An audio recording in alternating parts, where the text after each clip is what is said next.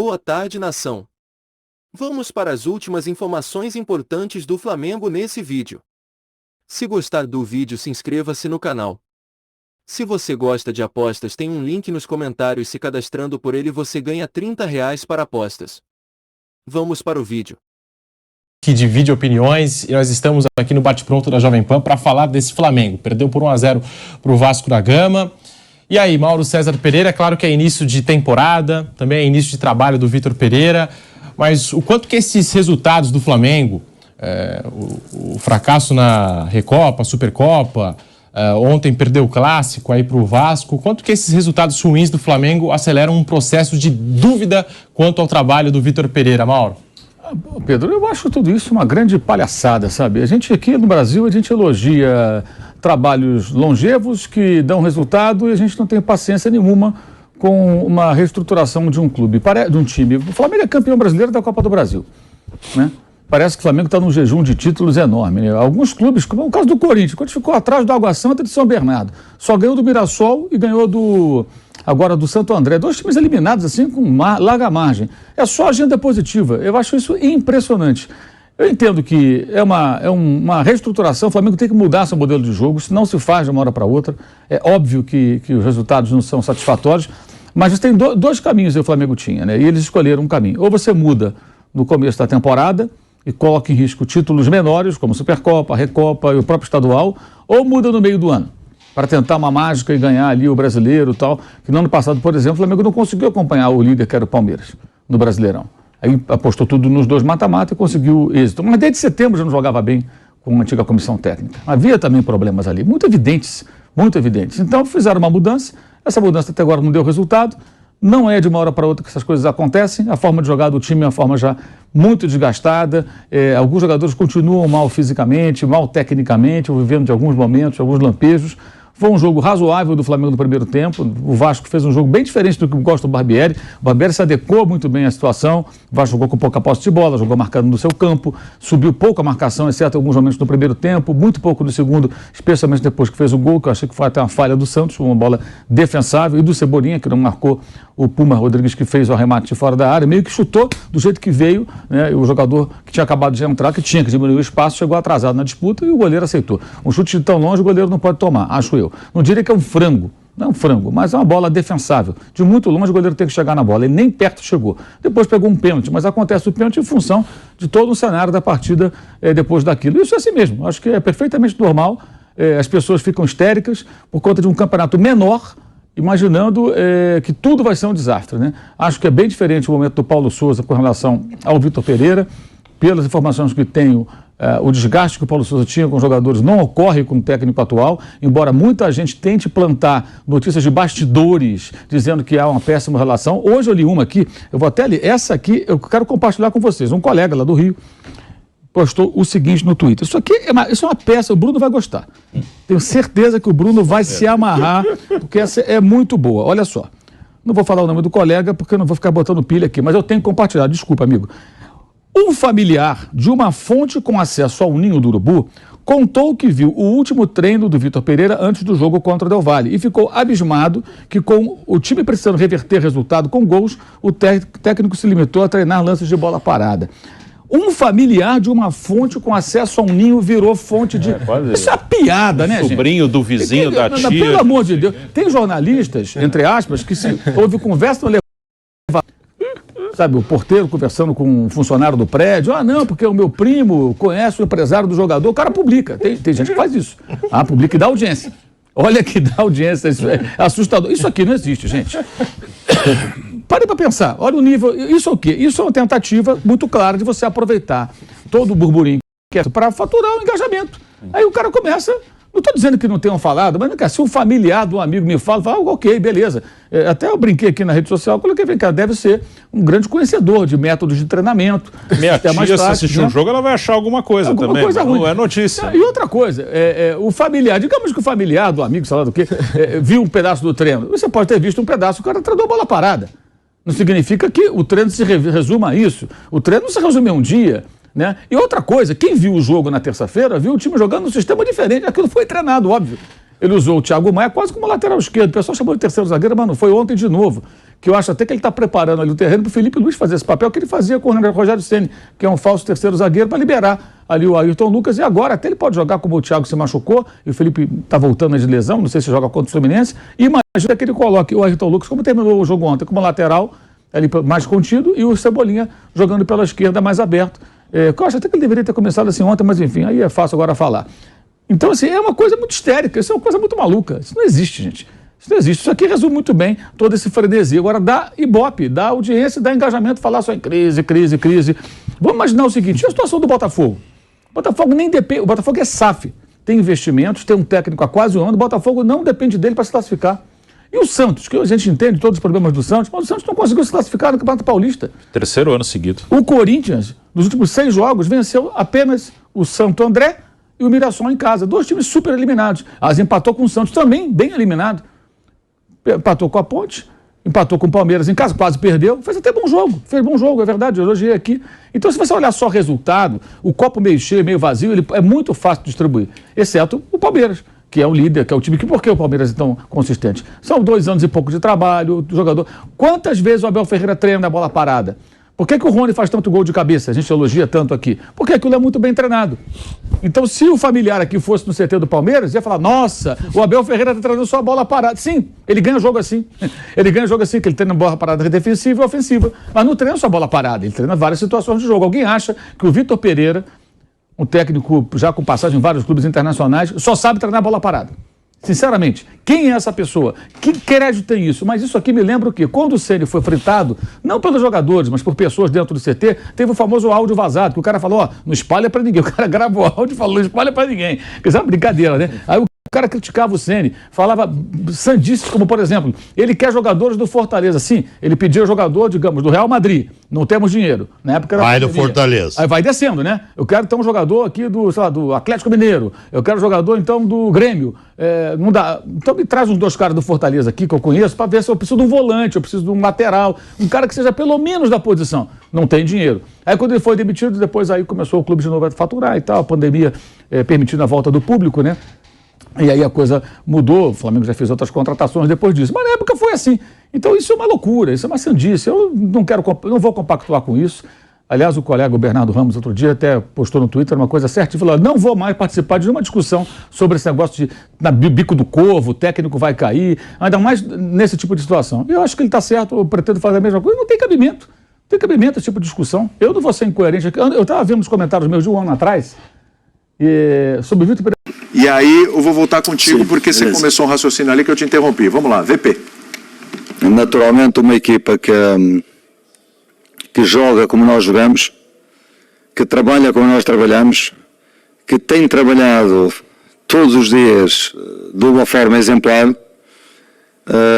Hoje, para mim, faltaram os golos, e isso que eles dizem de falar menos e trabalhar mais, porque esse é o sentimento da equipa neste momento, é aquele sentimento de que estamos no caminho certo em termos de trabalho. Estão a faltar os resultados, estão a faltar os golos a aparecerem. Vocês dizem os últimos resultados foram 2 vitórias. Ganhamos 1-0 ao Botafogo, ganhamos 1-0 ao Del Valle, certo? O que podemos controlar é o trabalho e os golos há de aparecer, porque eu não acredito que quem pressiona como nós pressionamos, quem joga como nós jogamos, que mais dia menos dia as coisas não surjam. Depois, os resultados para quem trabalha, da forma que nós trabalhamos, para quem trabalha com esta união, com este espírito, as coisas têm que aparecer. É como eu digo, volto a dizer, hoje não temos nada, absolutamente nada que nos envergonhar. O resto não podemos apontar absolutamente nada à equipe. Hoje não saímos, temos estado de cara bem, de olhos, olhar olhos nos olhos, levantar a cabeça e continuar a trabalhar desta forma, porque os resultados vão aparecer, não tenho dúvida nenhuma. Futebol na ESPN é um oferecimento de sportingbet.tv. Ford, Motorola, Betfair.net, Claro e Sal de Fruta Eno. E ele falou, ó, unido, junto, trabalho, acreditando. Mas perdeu ontem. Perdeu. Everton Ribeiro deu um respaldo danado na coletiva lá depois da derrota para o Del Valle, na perda do título para o Del Valle. Vai até quanto? Qual o prazo de validade? Eu só queria entender, as outras equipes não trabalham, é só o Flamengo que trabalha? Não, todo mundo trabalha. A impressão que dá é que só o Flamengo trabalha. Trabalha. O Vasco não trabalha, o Fluminense não trabalha, todos trabalham. O Santos ontem não trabalhou, mas a gente fala disso depois. O trabalho é rápido. Não trabalhou. Se o Flamengo trabalha, outras equipes também estão trabalhando. Não tem essa. Ele precisa trabalhar para corrigir os erros. Né? Faltaram os gols. Simples, só isso. Como é que se ganha um jogo? Com gols. Faltaram o quê? Os gols. Acho que deu uma parreirada ali? O gol, só um detalhe? Não, ele tá, assim, de uma certa forma, ele aprendeu, né? Porque se fosse no Corinthians, provavelmente ele estaria culpando os jogadores. No Flamengo ele não está fazendo isso. Né? No Flamengo ele não está fazendo isso.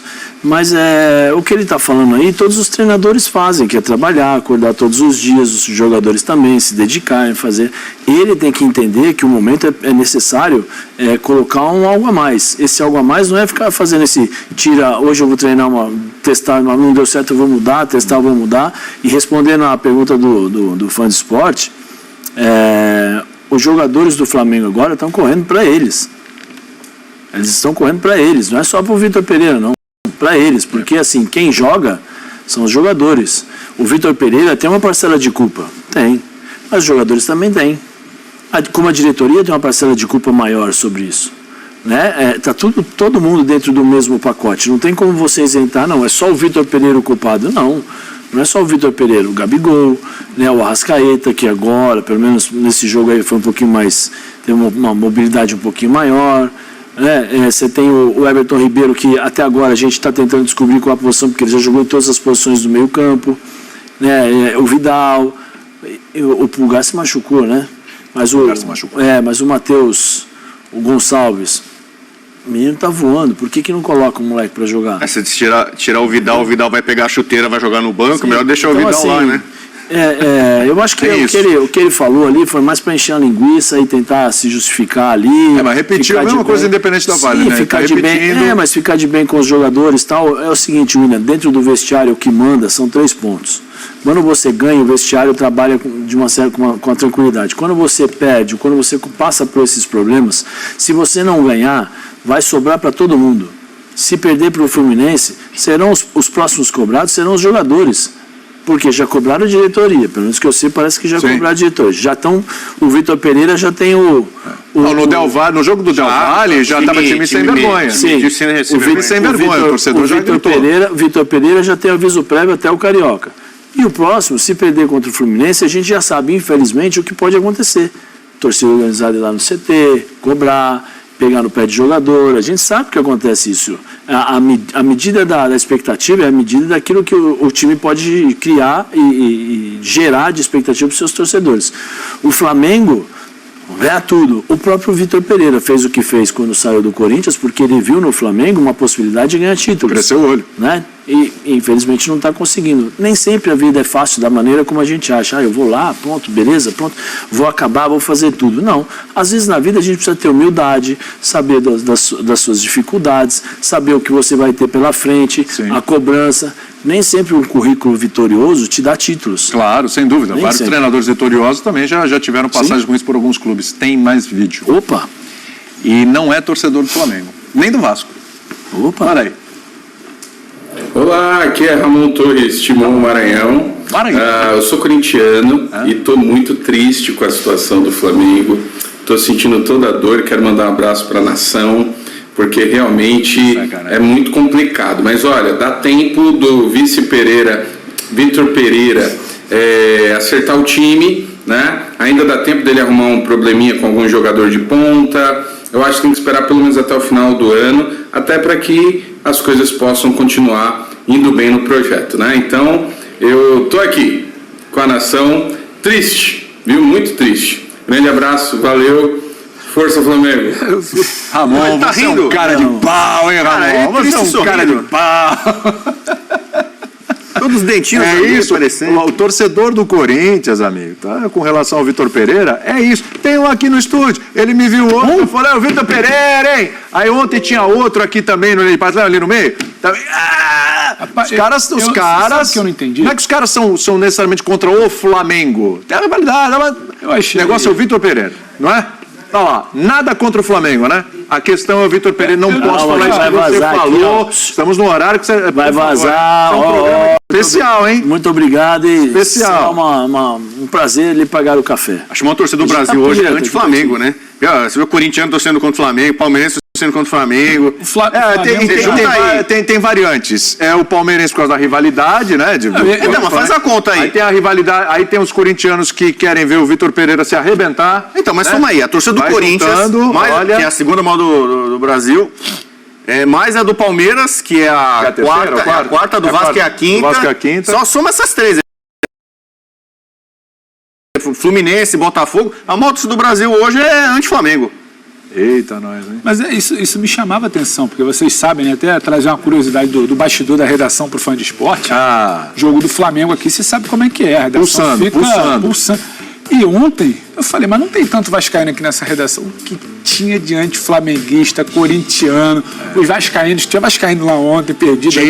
Tinha. Mas era um anti-flamenguismo ali, a turma tava no pênalti, tirando o Galinho, que o Galinho tava torcendo pro Flamengo, preocupado com o Botafogo. Claro. Agora, todo mundo ali, aquela corrente, ele também ajudou naqueles fatores lá que o Bubu tava ensinando no início do programa, que ajuda a explicar a vitória.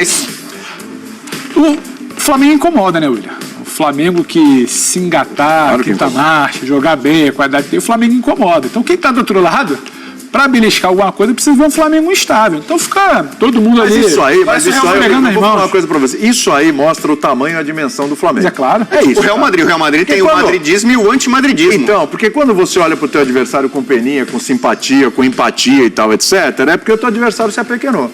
Agora, quando você olha para o teu adversário e tem essas sensações aí que a gente vê, veja o tamanho do rival, né? O sarro, a brincadeira, a provocação, querer ver, quebrar a cara, é isso. Falando em quebrar a cara, eu queria pedir desculpas aqui mais uma vez, até esperado no Zé, que falou que a gente precisa ter humildade. Você pedir desculpas? É a segunda vez que eu peço desculpas aqui. Eu sou o único cara que eu vi pedir desculpas nesse programa, sou eu. Porque é o seguinte... Bubu, mas tem outro ponto. Quem pede desculpa é quem erra, né, Zé? Eu e o Zé estamos aqui tranquilo. Vocês não erram nunca, eu sei. Não é isso que eu quis dizer. Imagina, né? Minha humildade e tal. Acontece o seguinte... A pergunta tá lá. Vitor Pereira está com os dias contados no Fla. Eu falei. Foi um palpite, não era informação. Só uma impressão. Eu falei assim, se perder a Recopa, o Vitor Pereira cai. Mas não caiu. Não caiu, então, por isso que eu estou pedindo desculpas, eu errei. Mas você quer renovar votos agora de queda do Vitor Pereira? Então, aí o que acontece? Aí eu fiquei encucado como jornalista, falei, puxa, eu não devia ter só falado sem informação. Claro. Aí eu fui ver a história da multa, que se demitiu o Vitor Pereira, 18 milhões, ela vai caindo porque tem que pagar para ele tudo até o fim do ano. Isso. Só que tem uma pessoa que eu conheço, que é muito bem informada no Flamengo, vive o Flamengo há anos de dentro, e ele me passou essa informação, eu vi essa informação de que se não ganhar o Carioca, ele cai. Aí acho que a multa certamente cai um pouquinho, né? Porque vai avançar mais um mêsinho. Cai um pouquinho, ficou uma mixaria. Né? A conta dele que já é alta, né? Ele mesmo fala, né? O Vitor Pereira já diz que a conta dele é bastante elevada. A conta no banco ali não é então, vai aumentar um pouco mais, mas agora é uma informação de que se não ganhar o Carioca, sai. A informação não é minha, é uma fonte, tem fontes... Você tem a fontes, meu irmão. Fontes. Então o Vitor Pereira está pelo Carioca. Olha que ponto chegamos. Olha que ponto chegamos. O Vitor Pereira contratado para um planejamento no ano e tal, porque queríamos algo mais, algo além do que o Dorival ofereceu, nas decisões, blá, blá, blá. Ele está pelo Carioca, pelo menos importante dos 4 torneios que o Flamengo ia disputar nesse trimestre. Fonte rubro-negra que eu respeito demais. Tem uma enquete no Twitter, o seu Vanessa, de passar